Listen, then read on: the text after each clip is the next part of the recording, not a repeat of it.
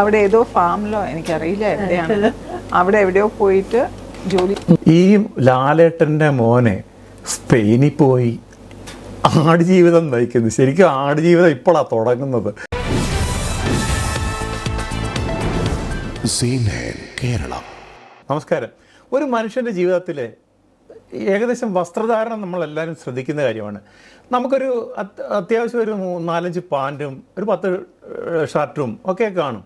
പക്ഷേ എന്നാൽ 2 ജീൻസും 5 ടീഷർട്ടുമായിട്ട് കുറേ നാൾ കൊണ്ട് നടക്കുന്ന മലയാളത്തിൻ്റെ മഹാനടനായ മോഹൻലാലിൻ്റെ മോൻ അപ്പു എന്ന പ്രണവ് മോഹൻലാൽ ആരാണെന്നല്ലേ നമുക്ക് അതിശയം തോന്നുന്ന ചില കാഴ്ചകളും വാർത്തകളുമാണ് ഇതിൽ. അപ്പോൾ ഇപ്പം ജീവിക്കണമെന്ന് വെച്ചാൽ അവൻ്റെ ലൈഫ് സ്റ്റൈൽ അവനായിട്ട് തീരുമാനിച്ചത്. എൻ്റെ അറിവിൽ അവൻ ഒരു 2 ജീൻസും ഒരു 5 ടീഷർട്ടും ഞാൻ കഴിഞ്ഞൊരു 4-5 കൊല്ലമായിട്ട് കണ്ടിട്ടുണ്ട്. അതൊരു മഹാത്മാഗാന്ധി, ഒരു മങ്കി ടീഷർട്ട്, ഒരു കീറിയ ജീൻസ്, ഒരു സ്ലിപ്പർ. അത് ഈ പറഞ്ഞതേ ഈ കോടികൾ എന്താണ്, കോടികളോ അതിനപ്പുറം എന്താ പറയുന്നത്, മില്യൺ കണക്കിന് ഇത് ക്യാഷുള്ള നമ്മുടെ ലാലേട്ടൻ്റെ മകൻ പ്രണവ് മോഹൻലാൽ, അദ്ദേഹം ഈ സമ്പാദിച്ചു കൂട്ടുന്ന സ്വത്തുക്കൾ തിരിഞ്ഞു നോക്കാതെ കീറിയ ഒരു ടീഷർട്ടും പാൻറ്റും അങ്ങനെയൊക്കെയുള്ള ലളിതമായ ലാളിത്യത്തിൻ്റെ പര്യായം മലയാളത്തിൻ്റെ കേരളത്തിൽ ആരാണെന്ന് ചോദിച്ചാൽ നിസ്സംശയം പറയാം.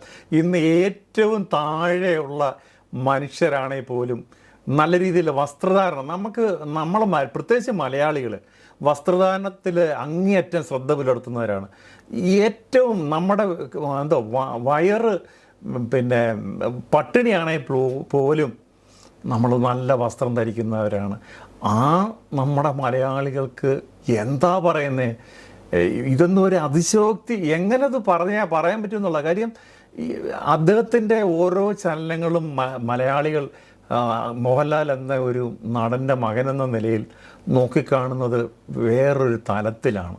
അദ്ദേഹത്തിൻ്റെ പോക്ക് എങ്ങനെയാണ്. ഇനി വിനീത് ശ്രീനിവാസൻ പറയുന്നത് കേട്ടോണേ. ഇത് പറഞ്ഞപ്പോഴാണ്, അതായത് ഞങ്ങൾ മലയുടെ മുകളിൽ പോയി ഷൂട്ട് ചെയ്യാനുണ്ടായിരുന്നു. അപ്പോൾ വിൻ്റർ വെയർ ഉണ്ടോയെന്ന് ചോദിച്ചപ്പോൾ ഇങ്ങനെ കൊണ്ടുവന്ന് നോക്കുമ്പോൾ നമ്മൾ ആദ്യയിൽ കണ്ടിട്ടുള്ള ഫുൾ സ്ലീവ് ടീഷർട്ടൊക്കെ. അപ്പോൾ ഇത് ഞാൻ കണ്ടിട്ടുണ്ടല്ലോ, ഇത് ആദ്യയിൽ ഞാൻ യൂസ് ചെയ്തതാണ്. അപ്പോൾ എൻ്റെ കയ്യിൽ ഞാൻ ഡ്രസ്സൊന്നും മേടിക്കുന്നില്ല എന്ന് പറഞ്ഞിട്ട് ജിത്തു ചേട്ടൻ എന്നോട് എടുത്തോളാൻ പറഞ്ഞത്. എന്താ നമ്മൾ കേൾക്കുന്നു. നമുക്ക് സത്യം പറഞ്ഞാൽ അങ്ങേയറ്റം ലാലേട്ടന് കൊടുക്കുന്നതിന് അപ്പുറം സ്നേഹവും ബഹുമാനവും ഈ പ്രണവിന് കൊടുക്കാൻ തോന്നും. ജിത്തു ചേട്ടൻ സംവിധായകൻ പറഞ്ഞുള്ള എടുത്തോളാൻ പറഞ്ഞു ഈ ടീഷർട്ട്. എന്താ നമ്മൾ പറയുന്നത്, വാക്കുകളില്ല സത്യത്തിൽ. ഒരു ദിവസം സെറ്റിൽ ഒരു നല്ല പാൻറ് ഇട്ട് വന്നു. അപ്പോൾ ഞാൻ കണ്ടുടനെ പറഞ്ഞു, അപ്പോൾ നല്ല രസമുണ്ടല്ലോ ഇന്ന്. Pink colour. അതെ, നല്ല പിങ്ക് കളറല്ലേ. മറ്റേ ആളിന് ഇതറിയാം, ഇത് സ്ഥിരം ഇട്ടോണ്ട് പോകുന്ന ഡ്രസ്സാണ്. നല്ല രസമുണ്ടല്ലോ, നല്ല രസമായിട്ട് വന്നിട്ടുണ്ട്. എല്ലാവരും എന്താ ഇങ്ങനെ പറയുന്നത്? സാധാരണ അങ്ങനെയൊന്നും അല്ല വരിക. അപ്പോൾ പെട്ടെന്ന് നന്നായിട്ട് റെഡി ആയിട്ട് വന്നപ്പോൾ നമുക്ക് എല്ലാവർക്കും ഭയങ്കര അത്ഭുതമായിപ്പോയി. അപ്പോൾ വരുന്ന വഴി തൊട്ട് എല്ലാവരും പറഞ്ഞുകൊണ്ടിരിക്കും എല്ലാം പുള്ളിയുടെ മഹാത്മാഗാന്ധി, ഒരു മങ്കി, ഇതൊക്കെ ഉള്ളതുകൊണ്ട് എവിടെ ചെന്നാലും അവരുടെ അറ്റൻഷൻ ഇത് പ്രണവ് ഇട്ട കഴിഞ്ഞ സെറ്റിൽ ഇട്ടുകൊണ്ട് വന്ന ഡ്രസ്സ് തന്നെയാണല്ലോ എന്നുള്ളതാണ്. ഇനിയും നമുക്ക് അദ്ദേഹത്തിൻ്റെ അമ്മ സുചിത്ര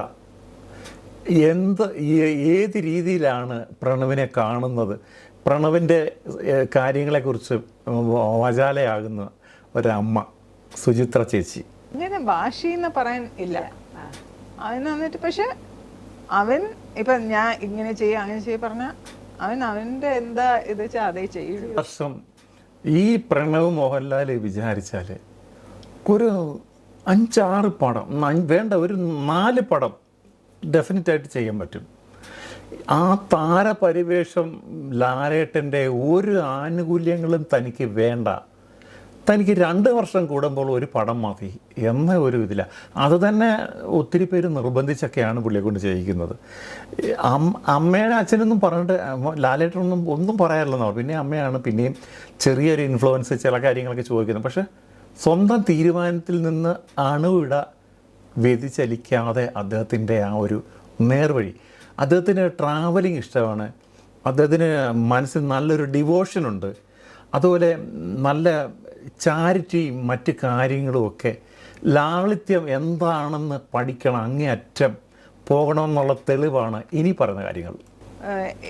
അവിടെ ഏതോ ഫാമിലോ എനിക്കറിയില്ല എവിടെയാണ്, അവിടെ എവിടെയോ പോയിട്ട് ജോലി. നമ്മുടെ കേരളത്തിലെ ചെറുപ്പക്കാരെന്നല്ല, ഈ തൊഴിലില്ലാതെ നടക്കുന്ന എല്ലാവരും നമ്മളൊരു ഗുണപാഠം ആക്കേണ്ട കാര്യമാണ്. ഈ ലാലേട്ടൻ്റെ മോനെ സ്പെയിനിൽ പോയി ആടുജീവിതം നയിക്കുന്നു. ശരിക്കും ആടുജീവിതം ഇപ്പോഴാണ് തുടങ്ങുന്നത്.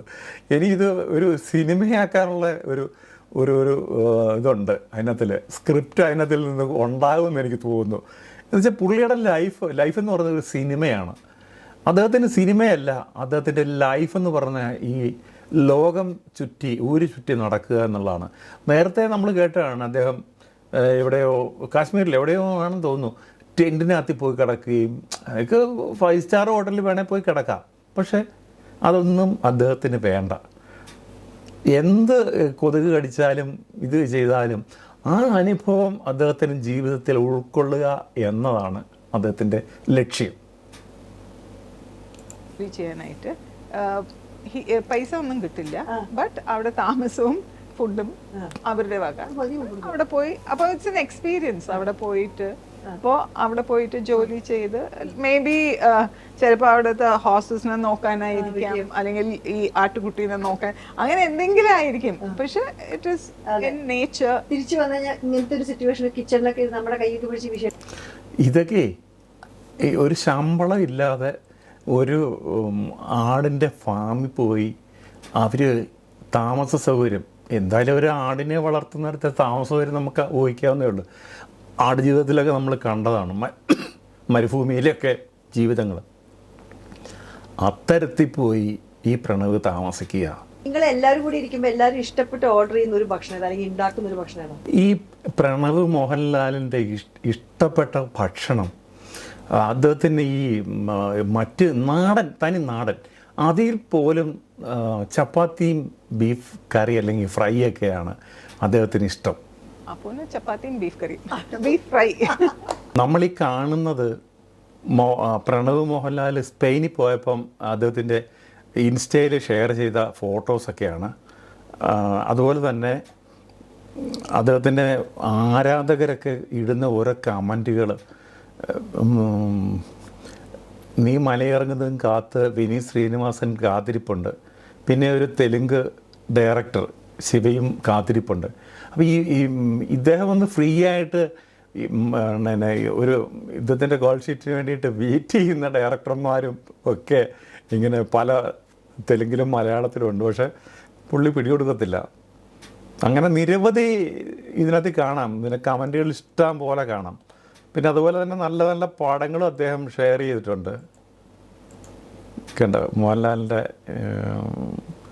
പ്രണവ് മോഹൻലാലിൻ്റെ ഒരു ബ്ലാക്ക് ആൻഡ് വൈറ്റ് കണ്ടോ, ഇതൊക്കെ ഒരു ഇതിനകത്തിൽ അദ്ദേഹം എന്താണ് ഇതിനകത്തിലെ ഒരു തീം കാണും. അങ്ങനെ ഒത്തിരി ഫോട്ടോസും ഒക്കെ ഇഷ്ടപ്പെടുന്ന ഒരു ഇതാണ് അദ്ദേഹത്തിൻ്റെ.